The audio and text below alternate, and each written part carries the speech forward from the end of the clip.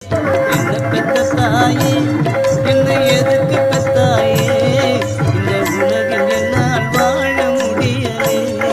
என் தாயாரே, நெஞ்சுக்கு நிம்மதி கிடைக்கவில்லையே. நீ கல்லு சுமப்பது என் வயிறு கொதிக்குது. நீ கல்லு சுமப்பது என் வயிறு கொதிக்குது. உன் முகத்தை பார்த்தா கண்ணு கலங்குது.